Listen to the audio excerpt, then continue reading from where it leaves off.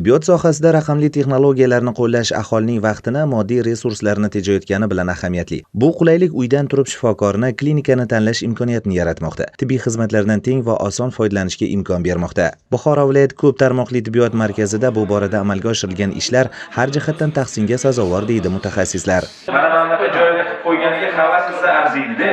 Men Toshkentdan keldim, mana shunaqa narsalarni qilib qo'yganmiz biz ham. Peysajilar hammasi bor. Lekin bunaqa tartibda emas. Chiroyli tartib qo'yilgan. Respublikamizning barcha viloyatlaridan bosh shifokorlar hamda axborot texnologiyalari bo'yicha mutaxassislar Buxoro viloyat ko'p tarmoqli tibbiyot markazida amalga oshirilayotgan raqamlashtirish va zamonaviy boshqaruv yechimlari bilan tanishar ekan. Mehmonlar markazida joriy etilgan innovatsion yondashuvlar, jumladan elektron tizimlar, xizmat ko'rsatish sifatini oshirishga qaratilgan yangi mexanizmlar hamda bemorlar uchun yaratilgan qulayliklarni ko'zdan kechirdilar. Qilinayotgan ishlar tibbiy xizmat sifatini yanada oshirishga xizmat qiladi.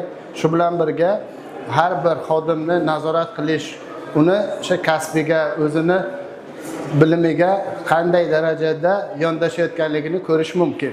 Bu tizimning faoliyati men uchun birinchi marta deb hisoblayman. Bu tizimning yutuqlaridan biri navbat kutmadim. Laboratoriyaga chiqqanimda ham telefonimda hamma ma'lumotlarim, analizlarimning natijasi kelib, ishlarim tez bitdi.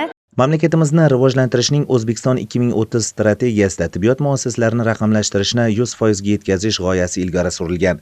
Mazkur tashrifning asosiy maqsadi ham Buxoro tajribasini o'rganish, uni tahlil qilish va eng samarali amaliyotlarni respublika miqyosida keng joriy etishdan iborat. Madrahim Turdiyev, Abdulla Rajabov, Buxoro.